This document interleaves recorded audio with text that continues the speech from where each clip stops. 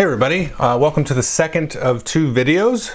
This is the video game portion of the video. There's been a meme going around where people share all of the games that will help you get to know them. And so I saw it from David Vink's channel, David Vink JRPGs. I think it's just David Vink RPGs actually. I'll have a link to his video below. And it's a meme kind of going around on the internet, and it's been a lot of fun to see a lot of people's feeds and what they share. So I did a board game one, which I've not seen anybody share, and there's not really like a template to use, but I'll have a link below so you can kind of go like make your own template and stuff. And so I have that video there, and then I'm going to do a video game one just like everybody else. And of course I'm a YouTuber, so I have to make a video and explain it to people instead of just dropping an image on social media. It's not enough. I have to make a video. So I'll keep this quick. And these categories, so I've seen it a few different ways. There's like the 25 game one, there's a 10 game one, David did a 20 game one. And then when I was kind of working through, honestly God, I spent like the last 2 weeks doing this, working through the categories, I was like, okay, the board game ones should have this. So there's almost complete overlap between the board game one and this video game one. There's three categories that just don't, they don't sync up. And I'll mention that here, but like the first category is everybody should play. That exists in the board game one and vice versa. I will say one more thing before we get started. This is going to be JRPG heavy, because that's been kind of my focus the last couple of years in terms of video gaming. And off and on through my life mostly. But there's some that are not JRPGs, so if you hate JRPGs, there'll be a couple here. If you love JRPGs, there'll be a lot here for you. So let's just jump in. The first category is everyone should play, and I think for me the everyone should play is Dragon Quest III HD 2D Remake. I think it's a fantastic game if you are new to JRPGs, and even if you are a longtime JRPG player. If you're a longtime player, you probably played one of the original editions of the game. But I think out of the recent Dragon Quest remakes, 3 is definitely still the best. It's the most solid all the way through. I had some issues with 2, and 1 is fine. But 3 is really good all the way through. It gets you kind of baby steps you into it, then it gets you the multi-class stuff, and then that gets a lot of fun. And the difficulty kind of has a nice ramp to it. Sometimes JRPGs can be really easy and then just spike in difficulty and you're like, what the heck happened? This has spikes, but they're small spikes and they're overcomable. And I think they're good, and they kind of ease you into the game. So for me, 3 is good, because some people may not like to go back and play a really old retro game. Some of the quality of life stuff won't be there, and a modern one that's has all the bells and whistles and it's a big AAA type of title. I guess you could say it's a AAA, but whatever. But this is the one. Everyone should play Dragon Quest III HD 2D Remake. Next category is nostalgic. And this is Earthbound Beginnings, or as it was originally called, Mother in Japan. And I just finished this game. And for me, this is tricky because I was like, this has to be it, even though I never played this as a kid. But, so I'll just say this. It's a little bit cheesy, but I'm going to do a video review of Earthbound Beginnings / Mother here soon in a week or two. I went through this game in such a weird way that it reminded me of playing games like this, like Final Fantasy I and stuff like that when I was a kid. But the way that you can sort of get into this game is very unique and interesting, because there's this sort of a guide / it's almost like a tour book manual thing. It's only in Japanese, but there's a blog that has a translation of it. And so I started deep diving this weird internet lore thing out in parallel with playing the game, trying to figure out, what does this spell do? Because it's just the Earthbound Beginnings is just actually a random prototype that was passed around. I think it ended up over here in Seattle or Portland, and then they just said, "Oh, let's release that on Nintendo Switch Online," a couple of years ago, and they meant to bring it over. And then of course they had Earthbound, which was a Super Nintendo game. This is the Nintendo game. Anyway, so the whole experience of that, I was like, no, this has to be the game for my nostalgia. I could have just put Final Fantasy I and be like, yeah, I remember playing this when I was a kid. But this is so weird. So anyway, that's my nostalgic one, Earthbound Beginnings. Okay, a little bit of a cliffhanger there because I'm going to do a review of it soon, but anyway. Retro is Final Fantasy V. And this one I almost put as my favorite game, and I think David in his video put it as his favorite, if I remember. Final Fantasy V is one that I did not play as a youngster because it did not appear over in the US, and I just played it like 2 years ago. And holy cow, this game is amazing. All the cool stuff I was talking about with Dragon Quest III HD2D and the classes and all that stuff and the jobs, it's in here in spades, and I wasted so much time playing this game when I played through it a couple years ago, just like messing around with different class combinations and just like grinding different areas and all that. And I was like, oh yeah, I should be like trying to save the world here. But it was such a cool thing. So like as like a sort of a board gamer type of person that likes things like in mechanistic ways and different combos, and you know, like think of it like building a deck of cards and like shuffling up and like playing them out in different ways. Like this has that sort of same vibe to it. And it's really fun. It's just something where you can kind of ease back into it because it's a kind of an old school JRPG, and you can just kind of blow through monsters and fight bosses in different ways and come up with different ways to do the combat and really piece together, especially at the end of the game, like the right way to beat the boss. Like I really like that this game, and some games have gotten away from that, where it's like, no, if you can figure out the puzzle and the timing and the pacing of the boss attacks with your party, who you then have to maybe adjust for, you can beat the boss. You don't have to like grind to level 99 or find the magic weapon to like unlock the damage cap and all this stuff. Like you can beat it with your brain. So anyway, that's the retro game, Final Fantasy V. And the next one here is, this is dungeon design, and I obviously don't have the dungeon design in my board game one. That's just like design elegance or whatever. And I thought maybe level design, but dungeon design kind of made sense, and that's what I've seen. So I put Final Fantasy VII here. Now, it's been a while, so when I was kind of researching, going through all the games that I've ever played, I was like, you know what? Final Fantasy VII has the coolest dungeon design because it's so seamless. Like, it just sort of melds into the game. Like, you don't really have, like, clear demarcations. A lot of modern games, sometimes they're like, oh, there's a big rock in the way, so go collect these things, and then the rock will disappear. Then you can get to the next thing. So Final Fantasy VII, the way it sort of just naturally, like through the narrative, progresses you, and then you're into the next dungeon, and then you can still kind of explore and things like that. You know, it still, to me, strikes that perfect balance of, you know, linear versus exploratory and all those kinds of things. And then visually, it just sort of naturally feels natural. Whereas opposed to like even like old school games where it's like, oh, overworld, dungeon, overworld, dungeon, you know, it's like overworld, maze. This sort of just was one of the early games that is like, oh, this is like a dungeon here. You know, I mean, now you start to click off and get the clues, and you're like, this is the dungeon. So to me, Final Fantasy VII, the original one, is the best dungeon design. So next category is turn my brain off. And I'll just say, I'm gonna say Dragon Warrior, I mean Dragon Quest. And the reason is because I've beaten this game now 5 times. That's not really impressive because it takes like 10 hours to beat. But I find that there's like, sometimes I will, and I've finished it 5 times. I've probably started it like, I don't know, a dozen or more. Because I'll just sometimes be like, I don't know what I want to play, and I'll just turn that on and play it. And I don't know what edition it'll be. It could be the original NES one for Dragon Warrior, or the Game Boy one, or whatever. And you know, you just like, it's just, I don't know, I turn my brain off and play it. And I do the same thing with Final Fantasy 1. I've beat that one twice, I think only twice. And I have like a game of it going now on the Game Boy Advance version, Final Fantasy Advance. And I'm probably like maybe halfway through. And I've been poking at that thing for like a year. You know, just so that's the game. So those old school JRPGs are just one of the things where I can just like, I can have the basketball game on and just be like, whatever, I'll just, you know, I'll just do this, keep my hands busy. So it's just a turn the brain off type of thing. But the original Dragon Warrior is fun because you can just kind of wander around and do whatever you want. And yeah, so that's the turn the brain off. The next thing is not really my thing, but, and here's the first non-JRPG. This is Mario vs. Donkey Kong, originally on Game Boy Advance, but then remade on the Switch. And last year I played through the first game, which was Donkey Kong 94. and you play Mario and you have to get through all of these puzzle levels to beat the game.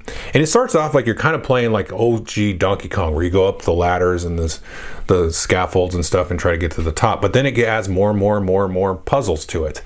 And Mario versus Donkey Kong is just like a really sort of modernized quality of life version of that original Game Boy game. And it's a lot of fun. I really don't usually like little puzzle games and stuff, when I play a video game. It's not my thing. I mean, I don't have a problem with them at all. I just don't get into them. But for some reason, a buddy of mine actually recommended the Donkey Kong one, and I was like, holy crap, this is a ton of fun. And then I was like, are there more of these? And then there's the sequel, which was Game Boy Advance and then remade on the Switch. And that one's a lot of fun. The Switch one is cool because there's a lot of it builds in achievements, but into the game. It's not like this extra thing, which it's a pet peeve of mine. I don't care about your Steam achievements or whatever. But in the game, you can kind of unlock extra levels and stuff. So if you beat the puzzles in a perfect way, and it's cool because it becomes you can see it when you're playing the level. You're like, I can see that. I can try to do that, and it teases you. So then you kind of come back and replay the level and get it perfect, and then you're like, oh, cool! I unlocked this whole new world now. So anyway, that's not really my thing, but Mario versus Donkey Kong. Next category is indie game, and this is Eiyuden Chronicle 100 Heroes. This is one I played a couple years ago when it came out and really, really enjoyed it. It's a very small group. I think this is their first game, although they had a side-scrolling platform, but I think they outsourced that, set in the same universe as Eiyuden Chronicle. And it's cool. So it's like a sort of a Suikoden type of game where you can get 100 people in your party. Obviously you can only bring 6 at a time with you, but you can have a lot of things to swap in and out. And I found it very cool. Now, I've not played any of the original Suikodens. I played a little ways in Suikoden 1. So I saw at the time there was a lot of reviews and stuff comparing it, so it's not as good as. But as somebody coming into it fresh, just taking the game on its face, I thought it was fantastic. I really liked the story. I liked a lot of there's dueling in it. There's normal JRPG stuff. There's this very light real-time strategy. Well, it's not real-time. It's a strategy combat with big armies and stuff, which was cool because it didn't really overstay its welcome with that. I mean, it was kind of I don't know, why is this here? But it didn't take that long, so it wasn't that big of a deal, and it kind of added to the story. Just a really cool, big, epic game. I think they're going to do a sequel, and they've had some DLC for it and stuff, so I think it did well enough that we're going to see a follow-up.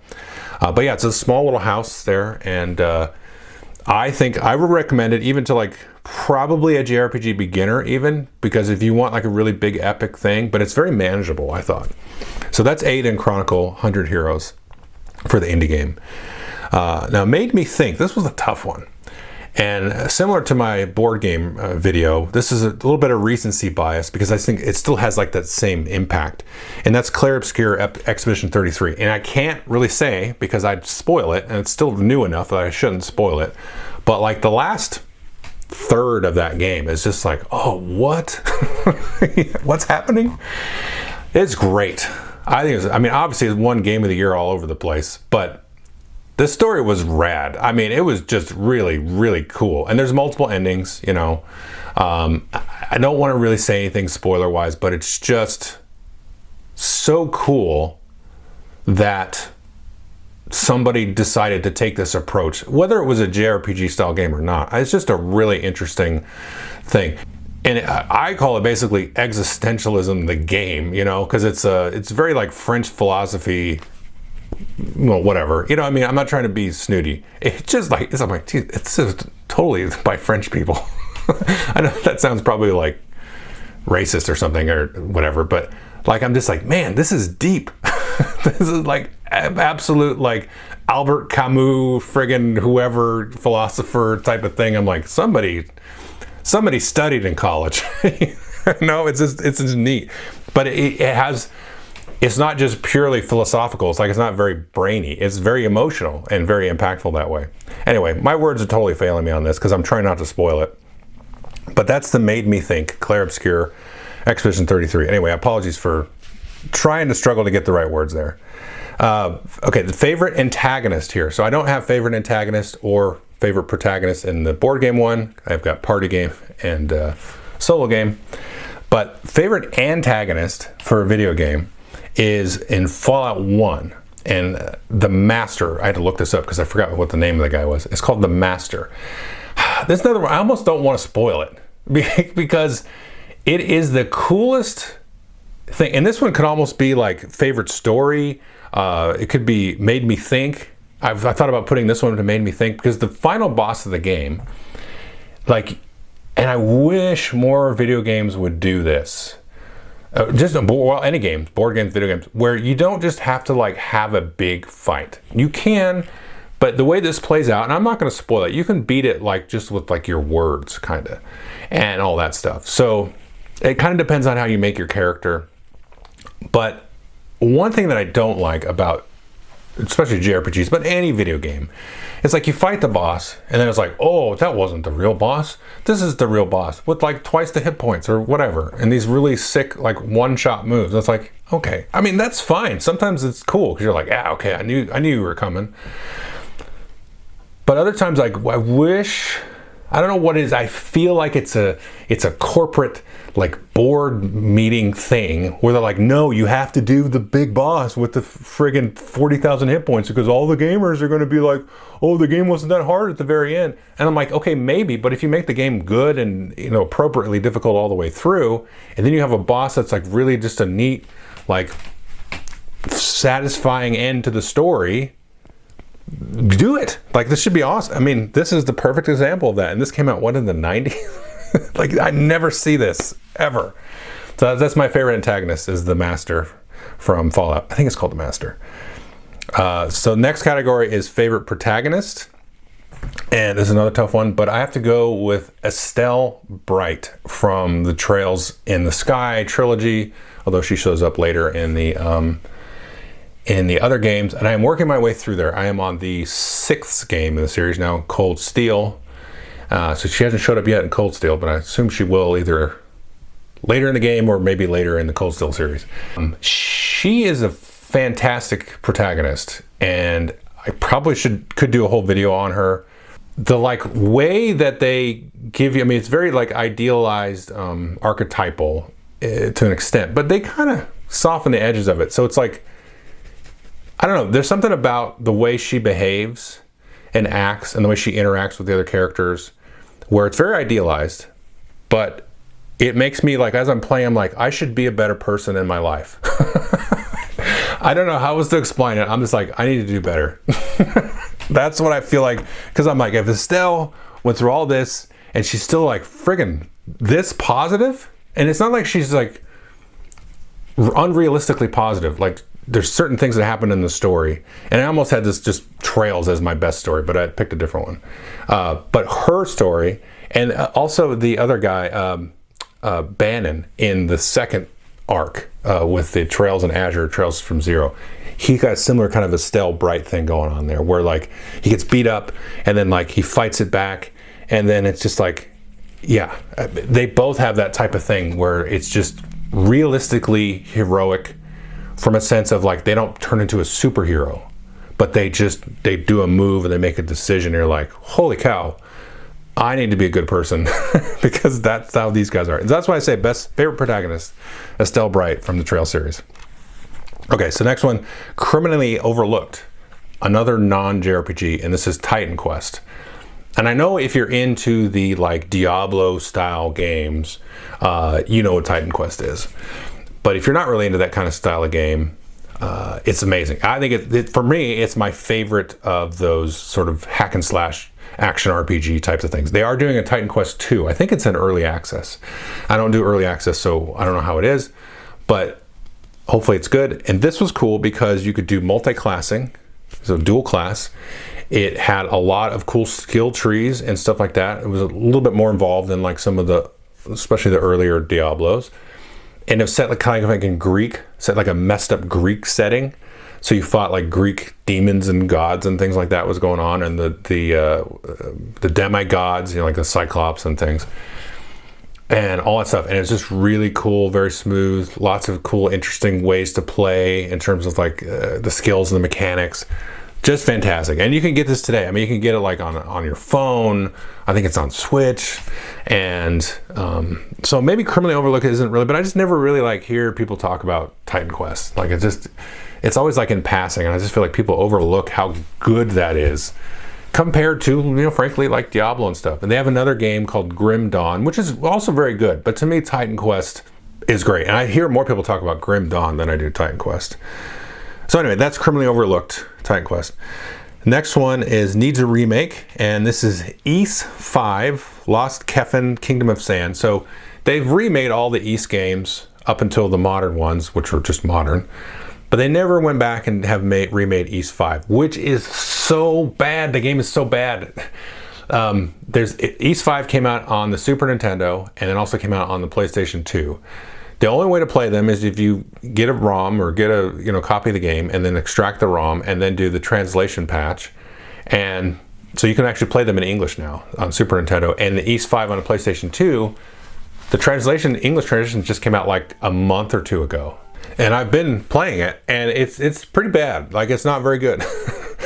The one thing I will say, the reason they should remake it, and I've hinted at remaking it, is because the setting is very neat. It takes place, so Ys is sort of like an alternate version of our world. So there's like Rome and like the UK or Britain type of thing, and there's like the Vikings in the last one. And this one takes place in like Africa, and it's like there's some desert spot, and there's like a lost city, so kind of like an Atlantis vibe maybe. And there's a cool like alchemy mechanism and stuff like that. So there's some things in the game, at least conceptually, that they haven't really done with the Ys series in some of the modern games. And I'm like, God, this would be so cool. And there's like some interesting nuggets of story and world building and stuff like that there. And the old games are just not, they're just not good. They are easily the worst Ys games. And, well, Ys 3, the old Ys 3 is pretty bad. I tried playing through that again, and I was like, yeah, this is no good. But all the new ones, if you get like the latest version of every Ys game, so the Ys 1 and 2 Chronicles, Oath and Felghana is like one of the best ones, and that's a remake of 3, and all the stuff. You get all the latest ones, they're all really good. 5 is just the, not the good one. So that needs a remake, Ys 5, and they might do it. Now, Overrated, I talked about this in my board game one. I'm going to not stay on this one very long because I don't want to be mean-spirited here. But, my God, Breath of Fire.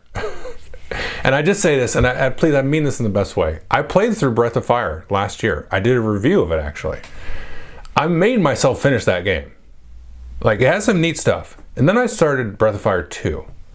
And I tried it on the Game Boy, and I tried the Super Nintendo version, and I was like, ugh.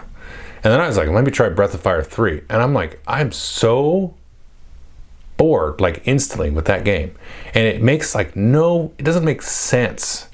Like, it feels like the most, all right, I'm just going to say it.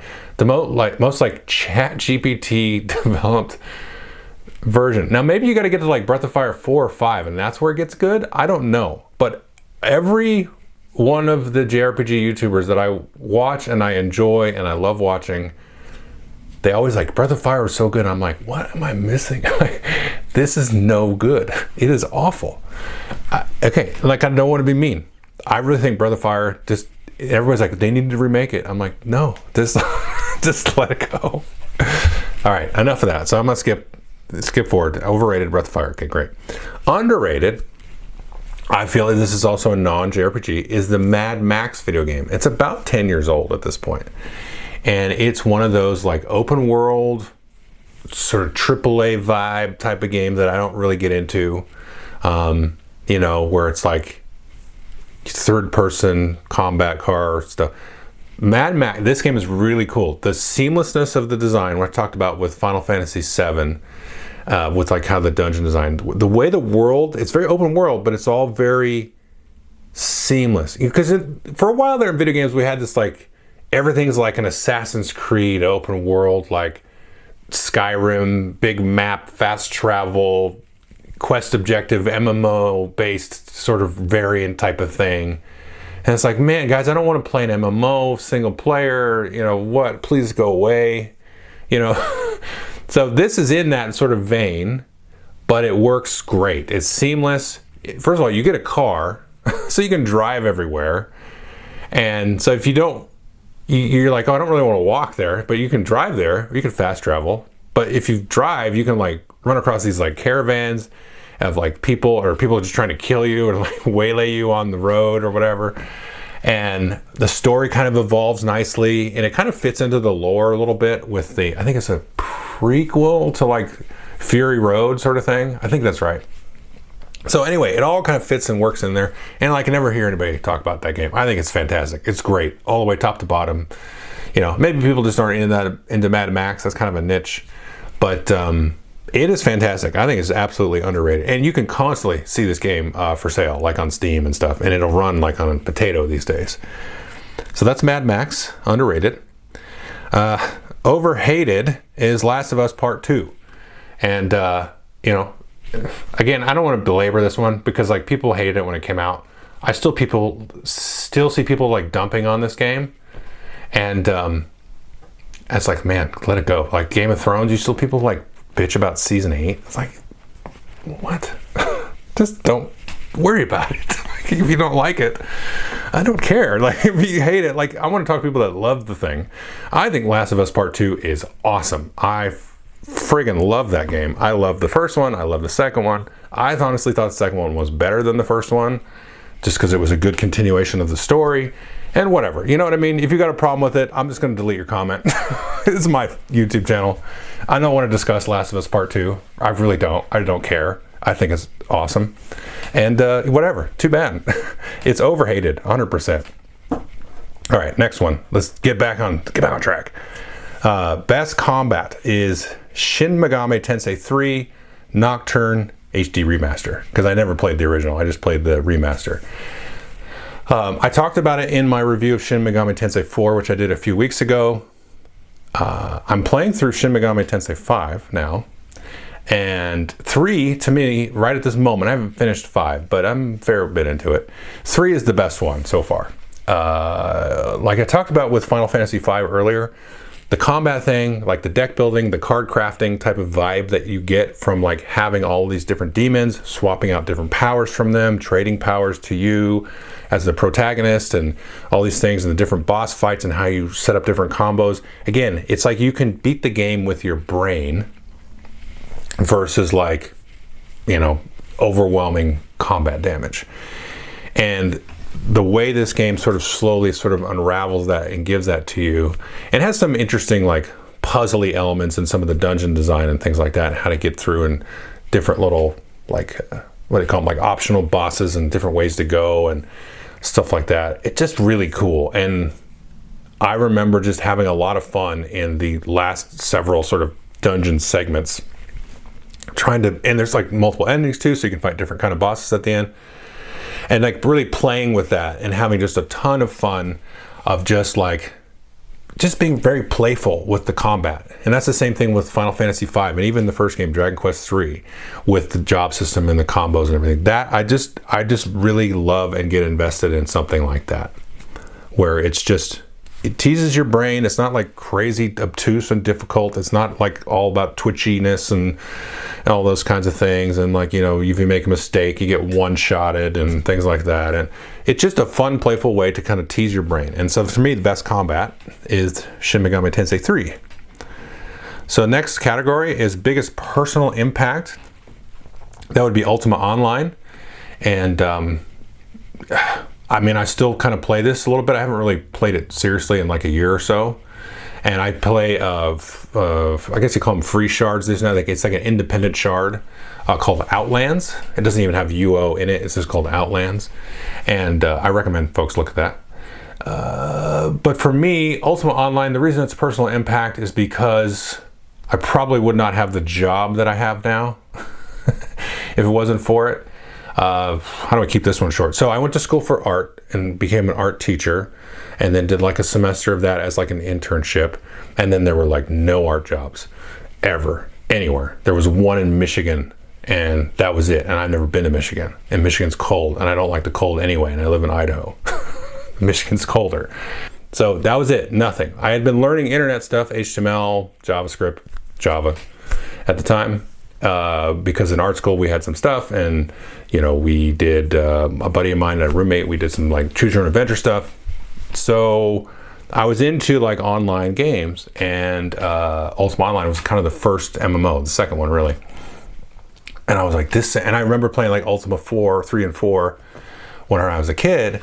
And then I was like, oh, this is perfect. You have the Ultima World online, blah, blah, blah. So I started really getting into that whole thing of just being curious about how like a system of that would work, like how you would break it down, like how would it work. So I started getting more and more into coding. So I'm a software engineer now, and that's why, because of that game. So that's it. Biggest personal impact. Yeah, I could go on obviously for an hour talking about myself and my life, but that's it. So favorite art style is Metaphor ReFantazio, and I almost beat this game. It's been trickling over for like 2 years now. I just, for some reason, keep getting pulled away from it. But this is the whole like Persona and Metaphor ReFantazio stuff, and even like the later Shin Megami. I love that art style of that. And like even Expedition 33, I feel like it took a lot of inspiration from the Persona style, art style, because it like gussies up the menus and stuff and everything. So it's like super, it's like a graphic designer's like just, you just love it. You know, they found like some really good graphic designers that they said, go make love to these menus. And that's what they have. And I think it's beautiful. And to me, Metaphor ReFantazio is the pinnacle of that. And yeah, I think it's just great. I mean, you know, there's other art styles and things like that I like. You know, the Breath of the Wild or whatever, cell shaded stuff is cool. You know, there's a lot of different cool things, and I like all of that, you know, and I like really realistic stuff. Like Skyrim sometimes is something fun to play, or like a Fallout game where it's a little bit more like immersive and, you know, like a virtual reality thing. So I like that too.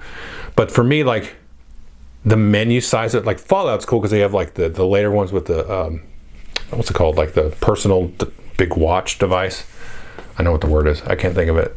Like that's cool, stuff like that's really neat. So the menus and stuff, I think coming from the board game world, like the ergonomics of the visuals, if that makes any sense, is very important to me. And Metaphor to me is the pinnacle of that for favorite art style. Favorite story, this is a tough one. I almost just put Trails in there, but I haven't finished it, but I'm 6 games in. So Trails honorable mention here, but Persona 3 Reload is absolutely, I think, of the best single game story. I think this was a tough one, but I'm gonna stick with this one because, again, it's a tricky one without spoiling it, because I think it's worth not spoiling because it's still a fairly new game, a couple years old, and the way you sort of figure out like what happened and who it happened to, and it's not like time travel. That's terrible, but it's like, you know, flashbacks. You know, you have these flashbacks and stuff, and then you have some different personalities, and they all sort of like revolve. It feels like, how do I explain it? It's almost like an episode of Lost, the TV show. But it's in that ballpark, but it's way better than Lost. You know, it's like it doesn't suck, and the sort of like psychological sort of impact of it it's beautiful. Really, at the end, and especially at the end, and you can see its influence in a lot of games, I think, after, sort of like in hindsight. Having just played it recently, I'm like, oh man, I can kind of see why people were really digging even the original Persona 3, like mobile edition or whatever they call it. I can't remember the name, because I just played Reload, and yeah, it's really, that's long. I think it took me like 80 hours or something to beat it, and it's a slow burn. It's good. It's really good. I find it was one of the most like moving, like interesting endings to a game that I've ever seen. Okay, so that's favorite story, Persona 3 Reload. Last category, favorite game. This one is so tough. This is so tough. I'm going to say Ys 8 Lacrimosa of Donna. Similar to like Dragon Quest 1 and what was the other one I said? Like Final Fantasy and other things like that, where I'll just like find myself playing it. I've already beaten the game, of course, but I find myself like playing it. Now I'm playing it like on hard mode and just enjoying playing with the combat and stuff like that. And the later Ys games, and I thought about this, either doing Ys 8, 9, or 10. And I know these are relatively recent games because I have a friend of mine that really likes Souls-like games. And man, I've tried to get into those, but they're like, I have some issues with the design, not with the combat mechanics, I think those are good, but some of the other stuff. I think what he experiences with Souls-like games is what I experience with Ys 8, 9, and 10. Because now I've started playing them, I've upgraded the difficulty on all of them. I've got them all juggling in them, but I'm mostly playing 8. And I'm really like getting like deeper and deeper into the combat and stuff, and just like wanting to play it for like the some of the interesting boss fights and stuff. I gotta say this, so I think 9 and 10 are the better like game mechanic games, right? So 10 especially, because once you start to get to the harder difficulties, I've started to be like, oh wow, this is really cool and really deep and interesting how you have to get yourself set up. And it's not punishing like a soul. Like I can just reload a save. Like it's not like, oh, you lost all your stuff. You know, like what? I don't care about that. I want to just play the game. Like I said, I just want to be playful. So 9 and 10, actually, I would give a little bit of a bump.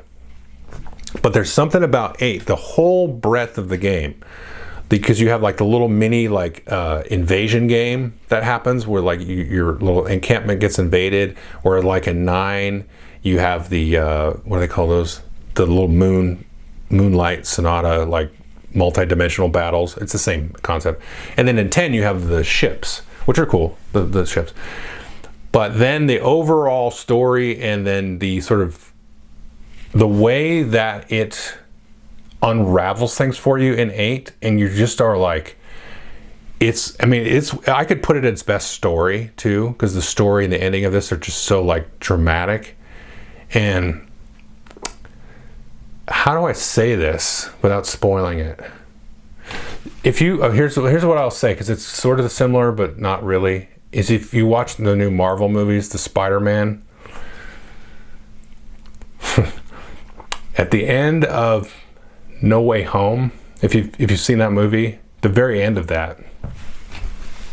that's kind of like Ys 8, where it's like it makes you really realize like you're only here for a minute.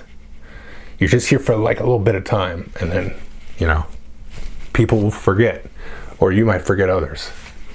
But yeah, it's like you get there, the story just blends right into the end there, and it's just like, oh shit, this is gonna wreck.